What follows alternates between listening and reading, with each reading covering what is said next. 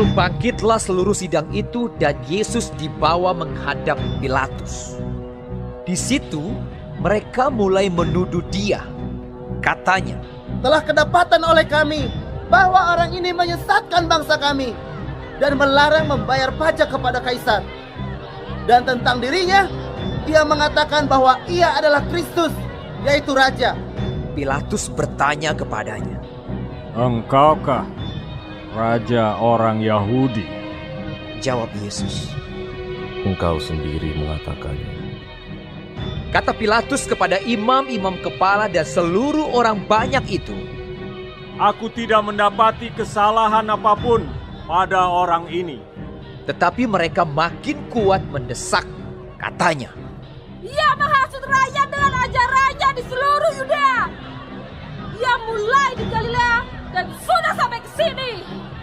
ketika Pilatus mendengar itu ia bertanya, apakah orang itu seorang Galilea? Dan ketika ia tahu bahwa Yesus seorang dari wilayah Herodes, ia mengirim dia menghadap Herodes yang pada waktu itu ada juga di Yerusalem. Ketika Herodes melihat Yesus, ia sangat girang. Sebab sudah lama ia ingin melihatnya karena ia sering mendengar tentang dia. Lagi pula, ia mengharapkan melihat bagaimana Yesus mengadakan suatu tanda. Ia mengajukan banyak pertanyaan kepada Yesus. Tetapi Yesus tidak memberi jawaban apapun. Sementara itu imam-imam kepala dan ahli-ahli Taurat maju ke depan dan melontarkan tuduhan-tuduhan yang berat terhadap dia. Maka mulailah Herodes dan pasukannya menista dan mengolok-olokkan dia. Ia mengenakan jubah kebesaran kepadanya, lalu mengirim dia kembali kepada Pilatus. Dan pada hari itu juga bersahabatlah Herodes dan Pilatus. Sebelum itu mereka bermusuhan. Lalu Pilatus mengumpulkan imam-imam kepala dan pemimpin-pemimpin serta rakyat dan berkata kepada mereka, "Kamu telah membawa orang ini kepadaku sebagai seorang yang menyesatkan rakyat. Kamu lihat sendiri bahwa aku telah memeriksanya. Dan dari kesalahan-kesalahan yang kamu tuduhkan kepadanya, tidak ada yang kudapati padanya. Dan Herodes juga tidak, sebab ia mengirimkan dia kembali kepada kami. Sesungguhnya tidak ada suatu apapun yang dilakukannya yang setimpal dengan hukuman mati. Jadi aku akan menghajar dia lalu melepaskannya." sebab ia wajib melepaskan seorang bagi mereka pada hari raya itu. Tetapi mereka berteriak bersama-sama, Lenyapkanlah dia! Lepaskanlah Barabas bagi kami!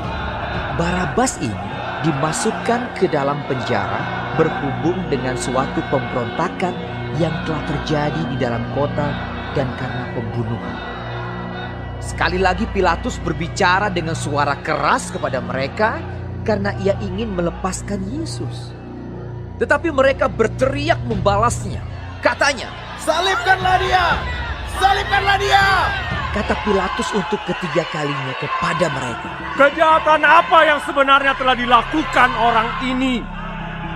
Tidak ada suatu kesalahan pun yang kudapati padanya yang setimpal dengan hukuman mati. Jadi aku akan menghajar dia lalu melepaskannya. Tetapi dengan berteriak mereka mendesak dan menuntut supaya ia disalibkan, dan akhirnya mereka menang dengan teriak mereka. Lalu Pilatus memutuskan supaya tuntutan mereka dikabulkan, dan ia melepaskan orang yang dimasukkan ke dalam penjara karena pemberontakan dan pembunuhan itu sesuai dengan tuntutan mereka. Tetapi Yesus diserahkannya kepada mereka untuk diperlakukan semau-maunya. Ketika mereka membawa Yesus, mereka menahan seorang yang bernama Simon dari Kirene yang baru datang dari luar kota Lalu diletakkan salib itu di atas bahunya, supaya dipikulnya sambil mengikuti Yesus. Sejumlah besar orang mengikuti dia. Di antaranya banyak perempuan yang menangisi dan meratapi dia. Yesus berpaling kepada mereka dan berkata, Hai putri-putri Yerusalem, janganlah kamu menangisi aku, melainkan tangisilah dirimu sendiri dan anak-anakmu. Sebab lihat, akan tiba masanya orang berkata, berbahagialah perempuan mandul dan yang rahimnya tidak pernah melahirkan, dan yang susunya tidak pernah menyusui. Maka orang akan mulai berkata kepada gunung-gunung, runtuhlah menimpa kami, dan kepada bukit-bukit, timbunilah kami. Sebab jikalau orang berbuat demikian dengan kayu hidup, apakah yang akan terjadi dengan kayu kering? dan ada juga digiring 2 orang lain, yaitu 2 penjahat untuk dihukum mati bersama-sama dengan dia. Ketika mereka sampai di tempat yang bernama Tengkorak, mereka menyalibkan Yesus di situ dan juga kedua orang penjahat itu, yang seorang di sebelah kanannya dan yang lain di sebelah kirinya. Yesus berkata, Ya Bapa, ampunilah mereka, sebab mereka tidak tahu apa yang mereka perbuat. dan mereka membuang undi untuk membagi pakaiannya. Orang banyak berdiri di situ dan melihat semuanya. Pemimpin-pemimpin mengejek dia, katanya, Orang lain ia selamatkan, biarlah sekarang ia menyelamatkan dirinya sendiri, jika ia adalah Mesias, orang yang dipilih Allah. juga prajurit-prajurit mengolok-olokkan dia. Mereka mengunjukkan anggur asam kepadanya dan berkata, Jika engkau adalah raja orang Yahudi, selamatkanlah dirimu. ada juga tulisan di atas kepalanya, Inilah Raja orang Yahudi. Seorang dari penjahat yang digantung itu menghujat dia, katanya, Bukankah engkau adalah Kristus? Selamatkanlah dirimu dan kami.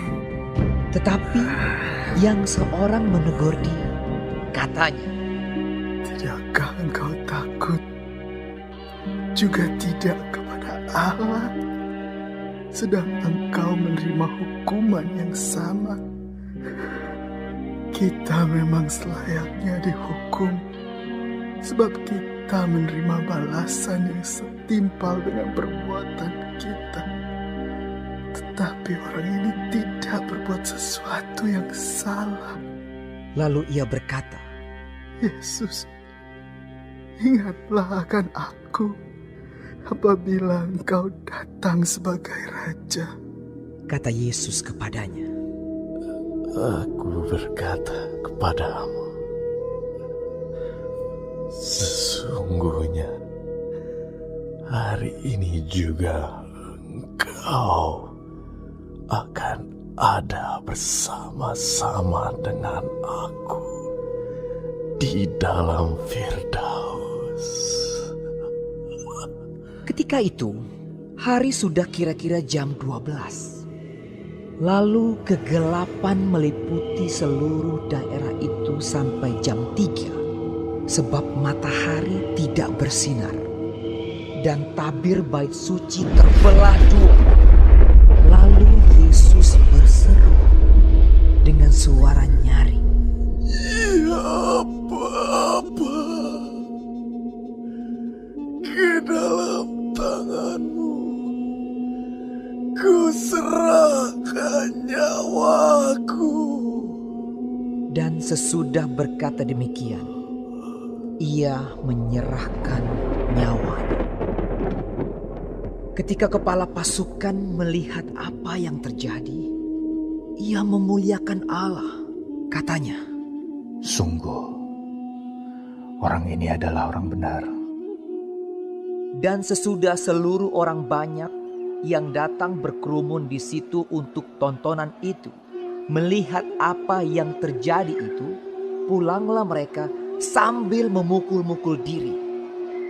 Semua orang yang mengenal Yesus dari dekat, termasuk perempuan-perempuan yang mengikuti dia dari Galilea, berdiri jauh-jauh dan melihat semuanya itu. Adalah seorang yang bernama Yusuf. Ia anggota majelis besar dan seorang yang baik lagi benar. Ia tidak setuju dengan putusan dan tindakan majelis itu. Ia berasal dari Arimatea, sebuah kota Yahudi, dan ia menanti-nantikan kerajaan Allah.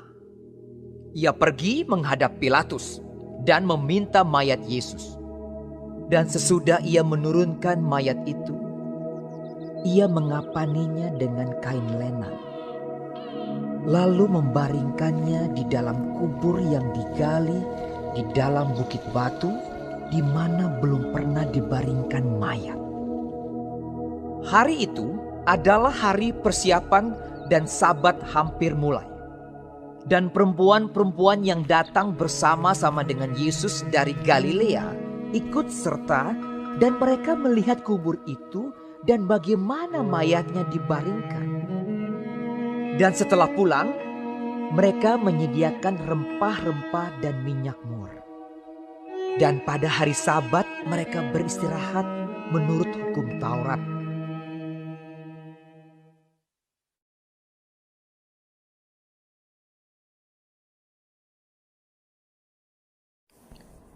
Shalom saudara-saudaraku yang kekasih di dalam Tuhan Yesus Kristus. Puji Tuhan kalau kita masih diberi kesempatan hidup hari ini dan mempelajari firman Tuhan, patokan kehidupan dari Lukas 23. Tuhan Yesus memberkati. Perikop pertama mengenai Yesus di hadapan Pilatus. Pilatus adalah wali negeri Romawi untuk wilayah Yudea, di mana kota Yerusalem berada. Pilatus sudah merasakan bahwa posisinya tidak cukup aman ketika para pemimpin Yahudi membawa Tuhan Yesus untuk diadili. Apakah ia akan tetap mengusik orang Yahudi dan mempertaruhkan masa depan politiknya? Ataukah Pilatus akan memenuhi tuntutan orang Yahudi dan menghukum Yesus yang tak bersalah, yang sangat ia yakini tidak bersalah itu? Sedangkan mengenai Herodes Antipas, ia ada di Yerusalem akhir pekan itu untuk mengikuti perayaan Paskah. Pilatus berharap bisa melemparkan perkara Yesus kepada Herodes karena ia tahu Yesus tinggal di daerah Galilea kekuasaan Herodes. Tapi ternyata Herodes juga tidak bisa banyak membantu. Ia hanya ingin mengetahui tentang Yesus dan mengolok-olok dia. Ketika Herodes mengembalikan Yesus kepada Pilatus, ia pun mengatakan bahwa Yesus tidak bersalah. Selanjutnya Yesus kembali di hadapan Pilatus. Pilatus sebenarnya ingin membebaskan Yesus, tetapi orang banyak nyaring menuntut kematiannya. Dan Pilatus tidak ingin kehilangan jabatannya. Ia seorang politisi. Ia tahu benar penting sekali untuk kompromi dengan banyak orang. Walaupun ia tahu kebenaran bahwa Yesus tidak bersalah, tetapi ia tidak melakukannya. Sebab ia tahu keputusan yang benar akan mempunyai konsekuensi yang tidak menyenangkan, kehancuran karirnya, dan lain sebagainya. Yesus diadili 6 kali oleh penguasa-penguasa Yahudi maupun penguasa Romawi, tetapi tidak pernah dinyatakan bersalah melakukan suatu kejahatan yang layak mendapat hukuman mati, disalib. Lihatlah ayat 18 dan 19 mengenai Barabas. Dia adalah pemberontak yang melawan pemerintahan Romawi, jadi ia adalah tahanan politik. Tapi bagi bangsa Yahudi, dia dianggap sebagai pahlawan. Yesus mati menggantikan Barabas. Barabas dibebaskan. Kita juga orang berdosa yang seharusnya mati. Tetapi kita seperti Barabas. Yesus mati menggantikan kita. Terpujilah Tuhan karena kasih-Nya kepada kita. Selanjutnya dicatat pada ayat 22, Pilatus ketiga kalinya berkata bahwa ia tidak menemukan kesalahan dari Yesus. Tapi untuk menyenangkan hati banyak orang Yahudi, ia menyuruh anak buahnya mencambuk Yesus. Setelah itu, Yesus juga menanggung penderitaan seperti dicatat di kitab Injil Matius dan Markus. Yesus ditampar, dipukul, ditinju, diolok-olok, dipasangkan mahkota duri di atas kepalanya, dipukuli dengan tongkat dan dilucuti pakaiannya sebelum akhirnya harus memikul salib ke Golgota dan disalibkan di sana. Sebenarnya Pilatus tidak ingin menjatuhkan hukuman mati kepada Yesus. Dia berpikir bahwa pemimpin Yahudi hanyalah sekelompok orang yang iri dengki, ingin menyingkirkan Yesus karena dianggap sebagai ancaman dan saingan.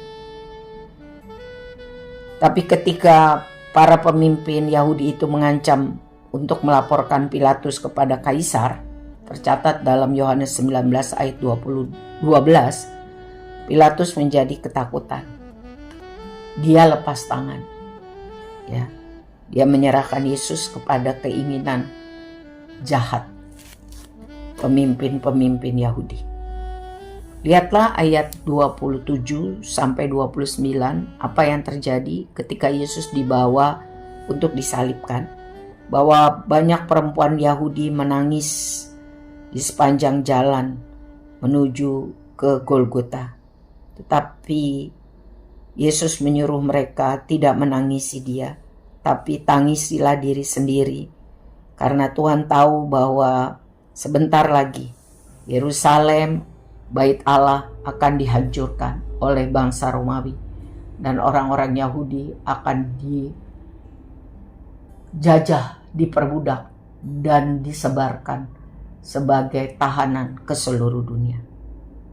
Saudara, jika Yesus yang tidak bersalah atau dilambangkan sebagai kayu hidup menderita di tangan Romawi, apalagi yang akan terjadi dengan orang Yahudi yang benar-benar bersalah dilambangkan kayu kering di tangan Romawi. Tuhan tahu apa yang akan terjadi. Sebab itu Tuhan berkata, jangan tangisi saya, tangisi dirimu sendiri. Saudara yang kekasih, Yesus disalibkan di bukit yang bernama Golgota atau Tengkorak. Orang Romawi sengaja mengeksekusi orang di depan umum sebagai teror bagi orang banyak supaya jangan berani melawan pemerintahan Romawi.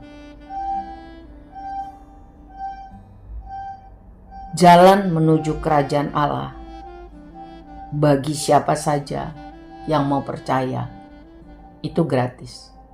Tetapi sesudah diselamatkan, kita harus bersedia memikul salib, menderita, bagi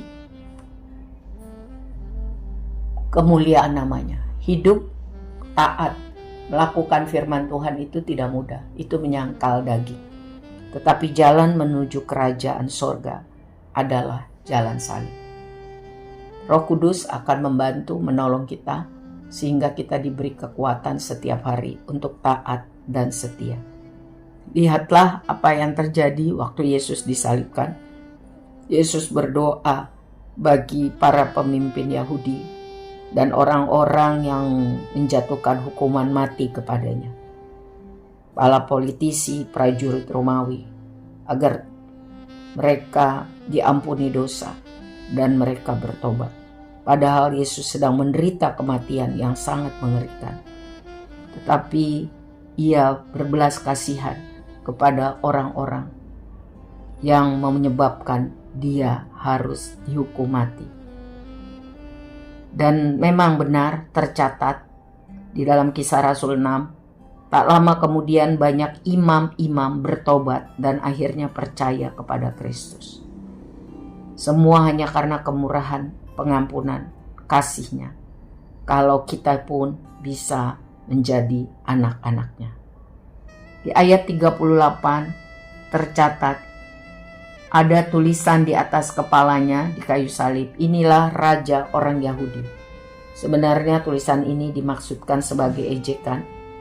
Masa seorang raja dilucuti, dihukum mati di depan umum? Ya. Tapi Yesus menjungkir balikkan hikmat dunia.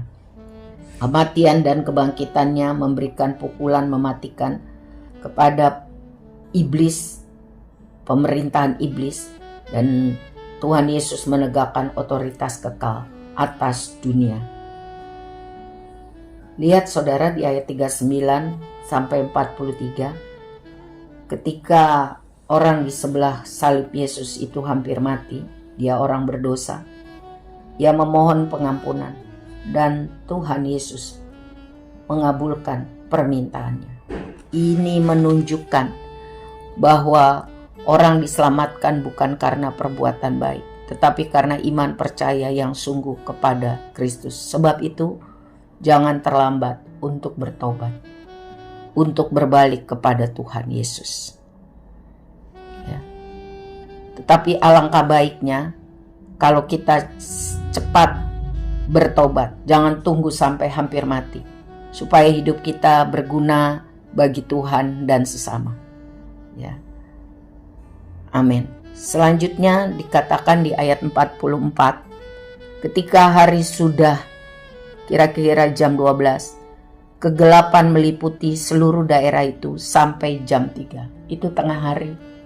Matahari sangat terik, tapi Tuhan membuat alam itu berubah.